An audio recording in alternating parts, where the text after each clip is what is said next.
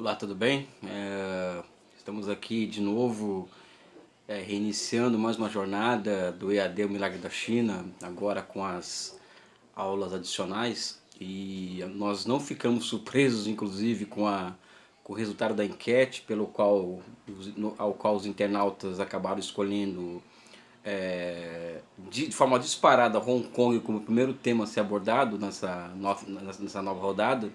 E entendemos, primeiro porque é um tema que ele é muito atual, a questão Hong Kong está todos os dias na mídia.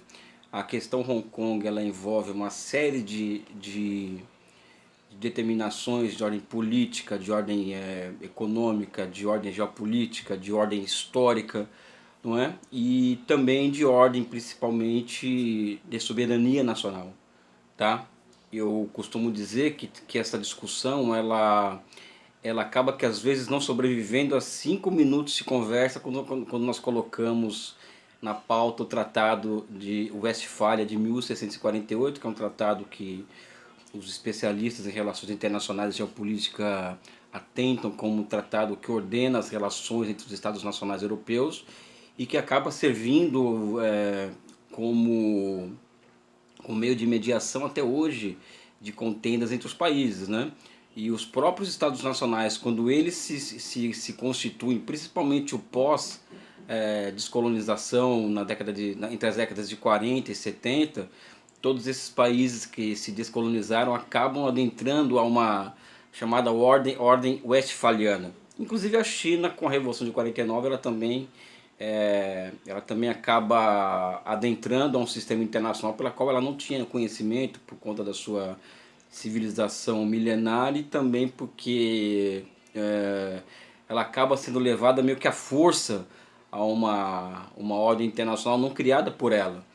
E essa questão de Hong Kong é parte disso, é quando a China ela se vê em volta tendo que se relacionar com um ordenamento internacional pela qual ela não fazia parte, não é? Então, primeiro essa questão mais histórica que eu queria trazer para a vocês. Hong Kong é uma localidade no sul da China, no sudeste da China, é, historicamente parte da China, apesar da etnia majoritária lá não ser a Han, e sim eles são cantoneses, não são chineses Han, tem essa diferença, mas historicamente Hong Kong ela é parte do território chinês. Nesse aspecto é que eu trago essa questão de se tratar uma discussão que a história já coloca como resolvida, né? Porque historicamente Hong Kong ela é parte da China, tendo saído de seu controle durante um período de tempo, que nós vamos colocar aqui, e depois voltou, né, em 1997. A China ela é chamada a entrar nessa ordem mundial pós-revolução industrial da pior forma possível. É de conhecimento de muitos dos especialistas que a China ela mantinha durante uma relação com o Ocidente comercial com certa intensidade, relações comerciais em que ela mantinha em certa medida superávites comerciais. O caso das relações comerciais da China com a Inglaterra são interessantes nesse aspecto como é que a China conseguiu moldar um sistema produtivo que foi o mais avançado do mundo, e esse sistema produtivo foi capaz de fazer com que o país fosse autossuficiente em uma série de produtos, e essa autossuficiência levava os chineses a terem relações comerciais com a Inglaterra, no caso da Inglaterra, que era o caso do capitalismo mais avançado de então, superavitárias. Então a questão da mudança desse jogo comercial em que a China levava vantagem em relação à Inglaterra passou a ser uma questão de ordem para o Reino Unido, né, para a Inglaterra.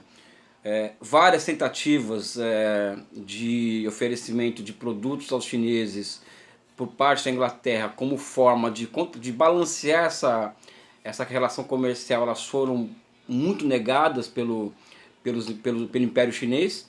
Existem várias histórias que se contam da forma como os imperadores chineses respondiam às investidas institucionais do rei da Inglaterra em relação aos produtos que eram ofertados. As respostas muito jocosas, às vezes muito sofisticadas, dizer não precisamos do produto de vocês, nós já damos conta das nossas necessidades com o que nós produzimos, né? E assim ficamos, continuamos vendendo, comprando e mantendo as coisas como estão.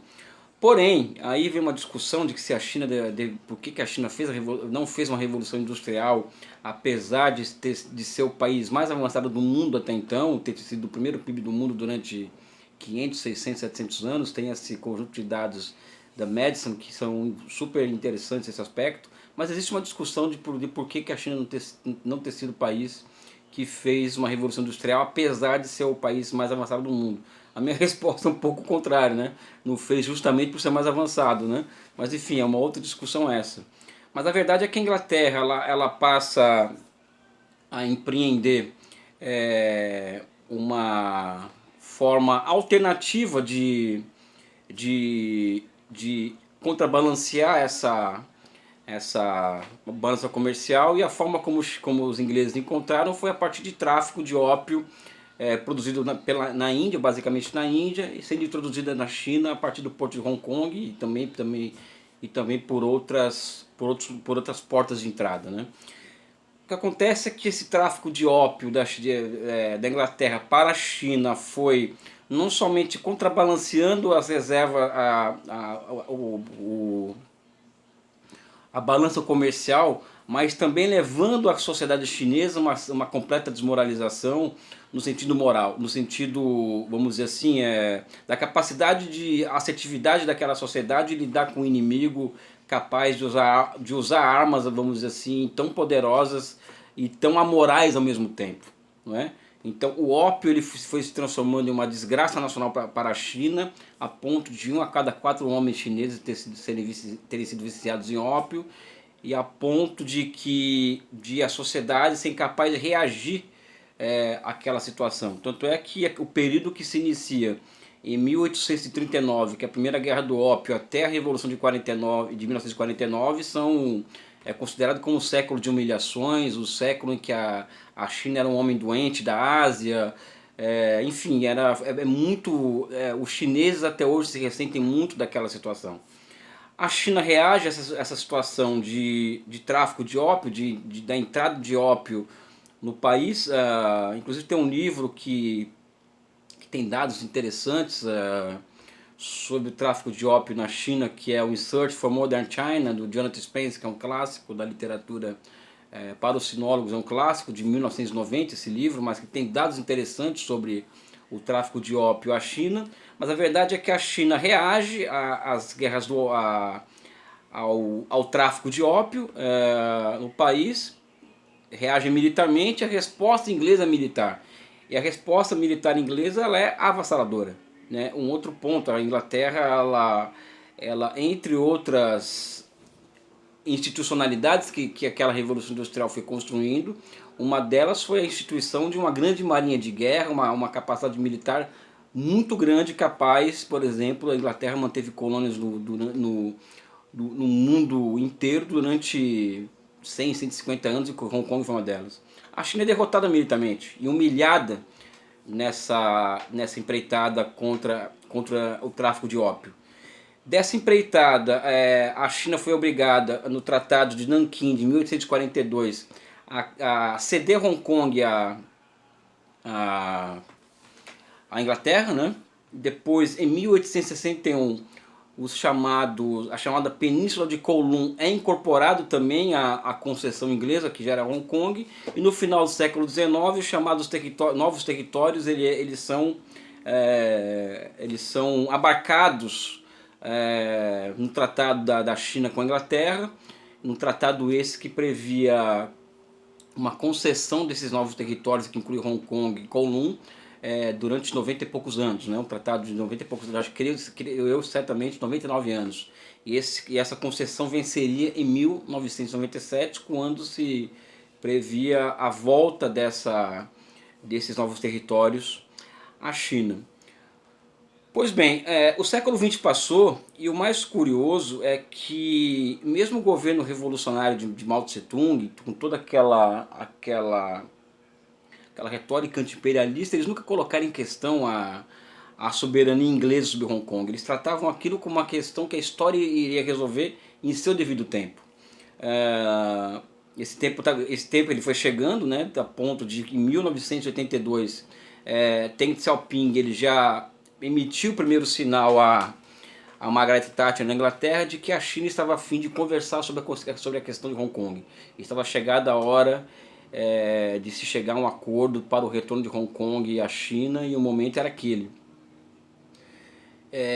Interessantíssimo também as conversas entre Deng Xiaoping e Margaret Thatcher. Margaret Thatcher, por exemplo, ela vai a Pequim conversar com Deng Xiaoping no auge de uma arrogância, porque a Inglaterra derrotou a Argentina, humilhou a Argentina na Guerra das Malvinas, né? E creio que ela, ao conversar com o Deng Xiaoping, acreditava que a China era uma outra Argentina, ou seja, com o tamanho com o grau de arrogância com que ela tratou Deng Xiaoping, ela chegou lá com um pedido, com uma fórmula pronta, que era a troca de soberania por administração, ou seja, a Inglaterra ela não troca, ela mantinha a soberania sobre o território, mas ela entregava a administração para os chineses, e isso foi de pronto rejeitado por Deng Xiaoping, que também respondeu a Margaret Thatcher de forma muito dura, né? Inclusive colocando que a China e a Inglaterra teriam 2 anos para chegarem a um acordo, tá? sobre a volta da soberania, sobre a transição de Hong Kong, da volta de Hong Kong para a China até 97. Caso contrário, se até 84 não teria se chegado a um acordo China e Inglaterra, a China mesmo ia colocar os seus termos de acordo, ou seja, a China estava propensa a colocar uma resposta de caráter militar para a questão de Hong Kong. Tá? Deng Xiaoping, inclusive, ele fala na discussão com Margaret Thatcher que ele conhece a forma como os ingleses lidam com esse tipo de questão, e que diante dele saber da forma como os ingleses lidam com isso, ou seja, a partir de desestabilizações, guerras por encomenda, tudo isso que nós já sabemos da história dos antigos colonizadores, a China vai se arvorar o direito de dar uma resposta muito dela a essa questão. Pois bem, passaram-se 2 anos, 84, tudo foi chegando ao normal, a um acordo, e o Deng Xiaoping consegue uma fórmula que eu acho que é genial, e que eles inauguram desde então, que no estratégico a questão é Taiwan, né? Que podemos tratar em outro momento. Que é o seguinte, que olha, volta a soberania de Hong Kong para a China. Isso significa, por exemplo, que a bandeira chinesa vai ser hasteada na praça principal da cidade, né, que era até então a Praça da Rainha Vitória, se falso engano. A bandeira chinesa seria hasteada, os assuntos relativos à defesa de Hong Kong seriam tratados pelo governo central, mas o status de Hong Kong seria mantido o mesmo, ou seja, a mesma moeda, o mesmo sistema econômico, ou seja, é o famoso um país, dois sistemas. Tá? Então a China continental continuaria praticando o socialismo, enquanto que Hong Kong continuaria sendo um enclave capitalista, como sempre foi até então. Hong Kong é interessante dizer que Hong Kong passa por um processo na década pós-Segunda Guerra Mundial muito interessante de industrialização. Hong Kong, inclusive, pode ser considerado um dos tigres asiáticos. Hong Kong construiu uma imensa malha industrial, né? E numa visão de Deng Xiaoping estratégica, todo esse ciclo financeiro, produtivo e financeiro que tinha Hong Kong como centro, guardava a China continental, tinha interesse na manutenção disso, até porque a China continental queria se aproveitar dessa possibilidade. Então a noção de um país, dois sistemas também tem um pouco essa questão de uma estratégia voltada a lenta, gradual e segura absorção, não somente territorial, mas também econômica, por exemplo, de uma cidade como Hong Kong.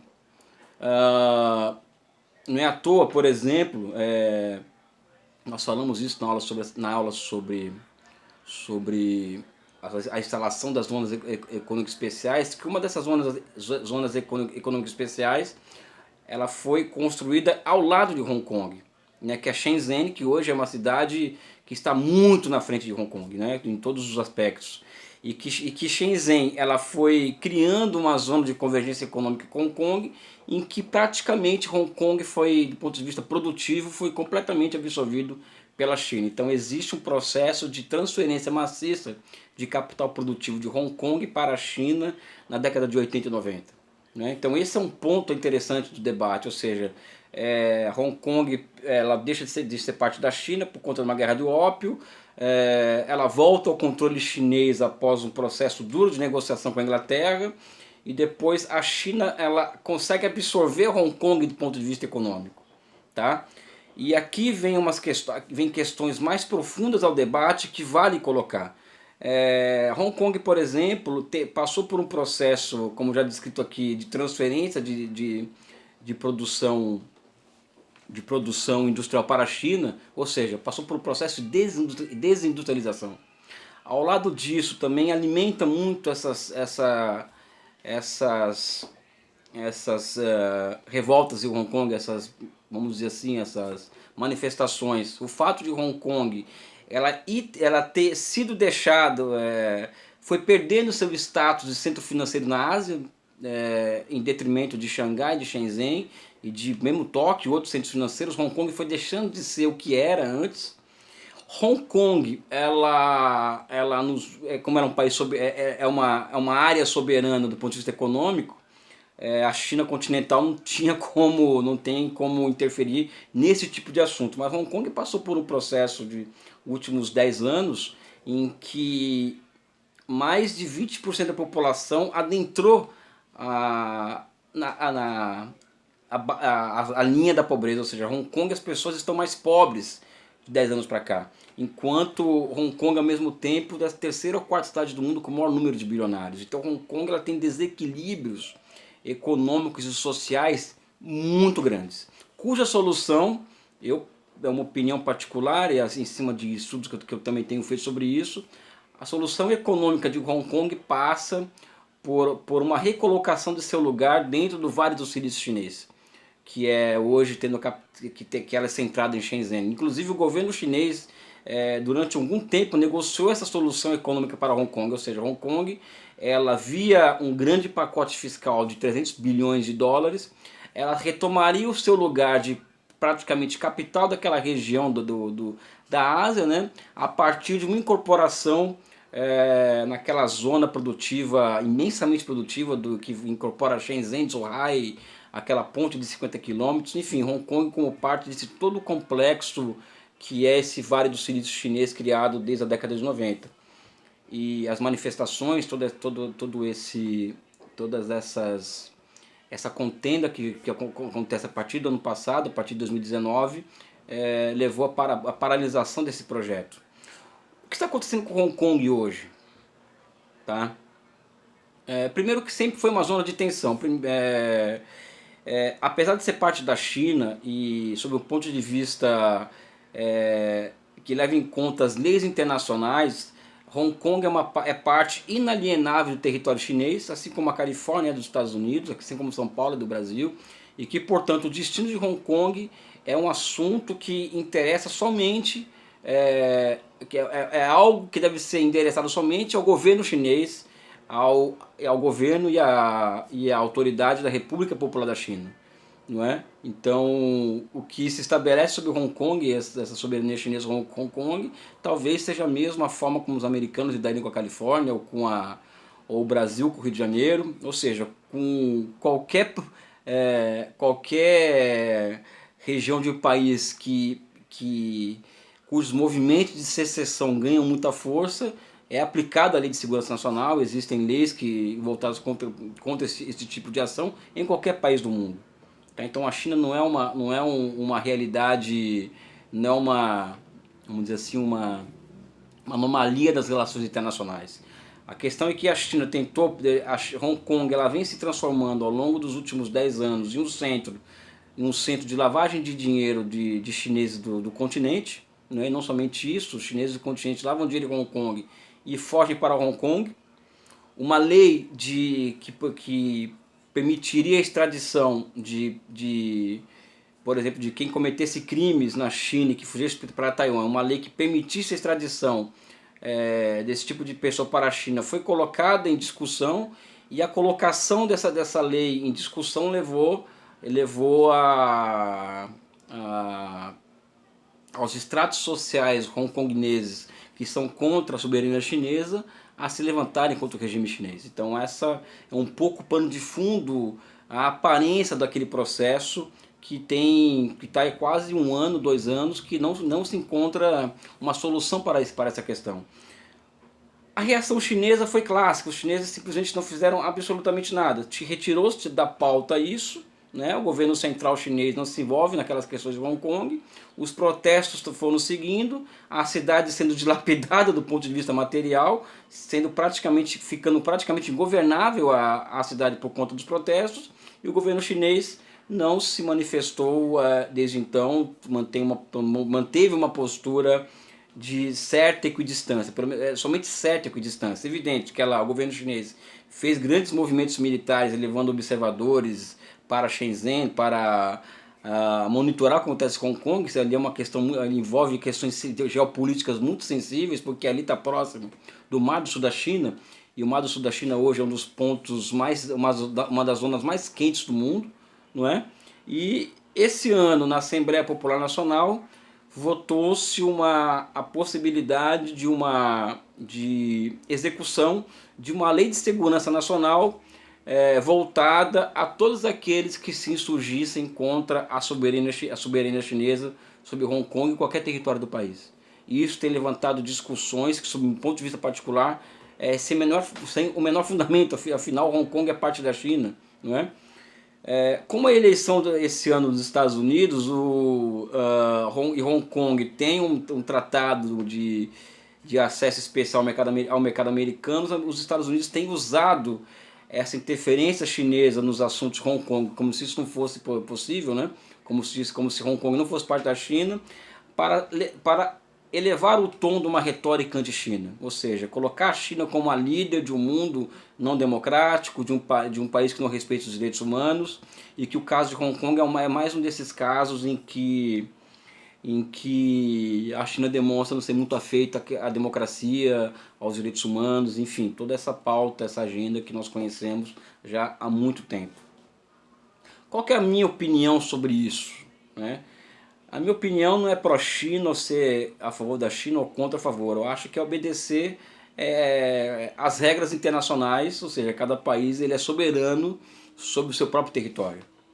Tá? Então que a China ela exerce sobre Hong Kong a soberania sobre aquele território. E é evidente que qualquer lugar do mundo, né, em que se coloca em questão